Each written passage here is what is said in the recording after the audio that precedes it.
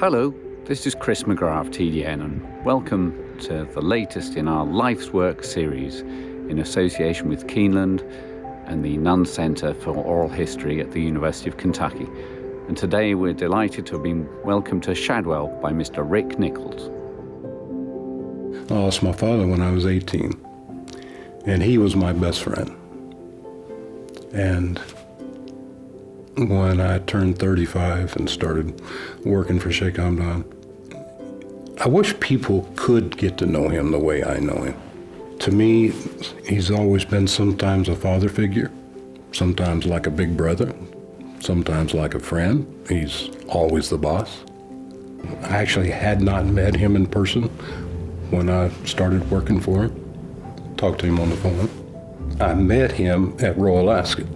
So I go over there and get all dressed up. And back then they had a little house by the walking range. I go in, sit down, talk to him for a while, and a little while later Sheikh Maktoum comes in, sits down, we talk for a little bit.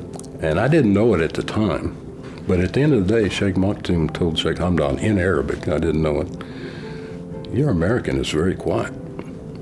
That'd be a good name for a horse." He calls Michael goodbye, he said, "Pick out my best weanling and name it Quiet American." And I didn't know all this. And a couple of years later, we was at Newmarket, and a chestnut colt goes up the track wearing Sheikh Maktoum's colors, and the boss is looking at him through his binoculars. He said, "You know what that horse's name is?" I said, "No." He says, "Quiet American. He's named after you." And he told me that story. So that's my only claim to fame. Another good story about how good a horseman he is was with Barry. Barry was running at Ascot in, was it Queen Elizabeth, which was going to determine who was champion miler. But Barry liked it liked it firm, and it rained the night before. Sheikh Hamdan goes out that morning and walks the course. Doesn't say anything to anybody. We're in the saddling enclosure, or the walking ring, and Willie Carson, our jockey, comes up.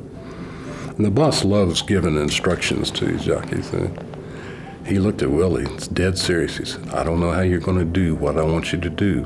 You're either going to have to gun him or take him back. But as soon as you can, you go to the outside rail." And the trainer and Angus, their jaws drop, like, "What are you talking about?" Well, Willie did it. He got him to the outside rail. Well, the boss said, "You take him to the outside rail, you stay there all the way around. When you get to the top of the stretch, cut, make your angle across, and come on home." Which he did. Because the boss realized that the limbs hanging over the outside rail kept the rein from getting there, and it was firm.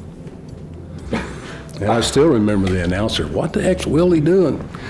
And they refer to it as a Willie Carson route now, but it's the Sheikh Hamdan route. You can't find anybody that does more for his employees than he does. Health insurance, retirement, everything. Because you can't raise good horses without good people. Somebody said here a while back, if you work at Shadwell and been there 10 years, you're still the new kid, which it's a great thing. We have very little turnover. It's all because of Sheikh Hamdan and his caring for his employees and for his horses. He's an incredible man. In a lot of ways, he's like my father. I think outside of my father, he's the best friend I've ever had. My father used to take me hunting. Sheikh Hamdan takes me hunting. I've been afforded to do things that kings and queens can't do. If I can last another 10 and a half months, I will be 70 years old, and I've worked for the boss 35 years. So I've worked for him half my life. I didn't think anybody ever employed me that long.